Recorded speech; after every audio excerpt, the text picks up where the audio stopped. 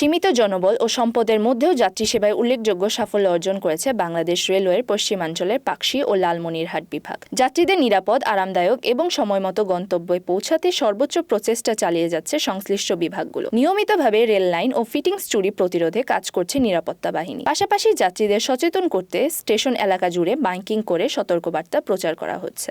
রেলপথে যাত্রীদের নির্বিচারে সেবা দিতে ঈদসহ যেকোনো উৎসব বা বিশেষ সময়েও নিরলসভাবে কাজ করছেন রেলওয়ের কর্মকর্তা ও কর্মচারীরা। পশ্চিমাঞ্চলের রেল সেবায় গতি এসেছে রেলওয়ে কর্তৃপক্ষের পরিকল্পনা ও কার্যকর সমন্বয়ের মাধ্যমে। যাত্রীরা রেল সেবার মান নিয়ে সন্তোষ প্রকাশ করেছেন এবং ভবিষ্যতে আরও আধুনিক ও উন্নত সেবা পাওয়ার প্রত্যাশা করছেন। হ্যাঁ, সবকিছুই ঠিক ছিল। যাওয়া আসার টাইম, ট্রেনের টাইম, আবার ট্রেনের শিডিউলগুলো সবগুলোই ঠিক ছিল। বাড়িতে গেলাম, আসলাম। ট্রেন যাত্রা মোটামুটি ভালোই ছিল। ট্রেনের শিডিউল কোনো বিপর্যয় নাই। আমরা ঈদ যাত্রা স্বাচ্ছন্দ্যে করতে পারছি পারিবারিকভাবে। টিকিট নিয়ে কোনো জটিলতা নাই। আগের থেকে ট্রেনের শিডিউল অনেক ভালো ছিল, সেবার মান ভালো ছিল। বিগত দিনের থেকে এই ঈদের যাত্রা অনেক ভালো হয়েছে। সেজন্য আমি বাংলাদেশ রেলওয়েকে ধন্যবাদ জানাই। ট্রেন জার্নি এত স্বাচ্ছন্দ্যে এবং কোনো শিডিউল বিপর্যয় নাই, এত ভালোভাবে কোনো ঈদে আমরা কখনো দেখি নাই ট্রেন জার্নি এবং জার্নি এত স্বাচ্ছন্দ্য হয়। আর আমার বাসা হচ্ছে কুমিল্লাতে, থাকা হয় রাজশাহীতে। বিগত 10 বছর ধরে মোটামুটি ট্রেনে যাতায়াত করা হয়।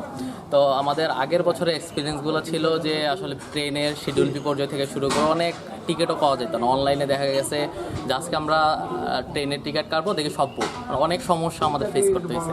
কিন্তু এবার আমরা যে জিনিসটা দেখলাম যে আমাদের ট্রেনের যাতায়াতে শিডিউল বিপর্যয় নাই, বরং টিকিটও আমরা অ্যাভেলেবেল পাই। রেল সচিব ফাহিমুল ইসলাম ও মহাপরিচালক আফজাল হোসেনের দিক নির্দেশনায় এবং বিভাগীয় পর্যায়ে কর্মকর্তাদের আন্তরিক প্রচেষ্টায় এই উন্নতি সম্ভব হয়েছে। পাকশী সহ সংশ্লিষ্ট সকল শাখার সম্মিলিত প্রচেষ্টা প্রশংসনীয়।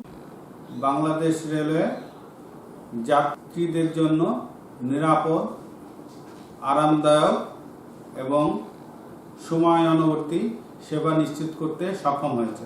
এই সক্ষম হওয়ার পেছনে বাংলাদেশ রেলের ব্যাপক পরিকল্পনা ও সমন্বয়ের কারণে সীমিত জনবল ও সম্পদের মধ্যেও আমরা তুলনামূলকভাবে অন্যান্যদের চেয়ে এবার ভালো সেবা দিতে সক্ষম হয়েছে।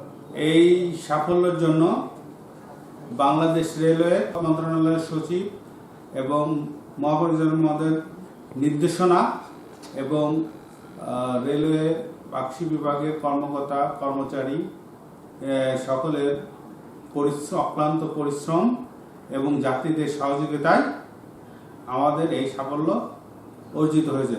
ভবিষ্যতে আমরা আরও তুলনামূলক উন্নত সেবা প্রদানের জন্য কাজ করে যাব এবং যাচ্ছি। যাত্রী সেবা আমাদের সর্বোচ্চ অগ্রাধিকার। আমরা নিরবিচ্ছিন্ন সেবা নিশ্চিত করতে মাঠ পর্যায়ে কাজ করছি। ভবিষ্যতে যাত্রী সেবার মান আরও বাড়াতে পরিকল্পনা গ্রহণ করা হয়েছে। আমি মোহাম্মদ ফিরোজ আহমেদ, ইন্সপেক্টর রেলওয়ে নিরাপত্তা বাহিনী, চৌকি ঈশ্বরদী, পাবনা।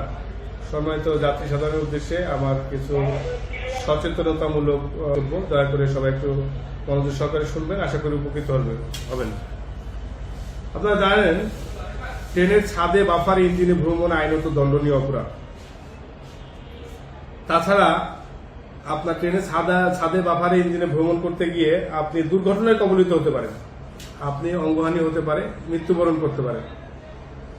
ছাদ থেকে আপনি দুর্ঘটনা করে ইঞ্জিন থেকে ছিটকে পড়তে পারেন। এছাড়াও রাত্রিকালীন আমরা যখন ট্রেনের ছাদে ভ্রমণ করার চেষ্টা করি, যখন অতিরিক্ত জনগণ হয় তখন তো ব্যাপারটা আলাদা। যখন অনেক ভিড় হয় তখনও পড়ে যায়, তখনও ছাদ থেকে পড়ে যায়, তারে বেঁধে পড়ে যায়, গাছে বেঁধে পড়ে যায়, দুর্ঘটনায় কবলিত হয়।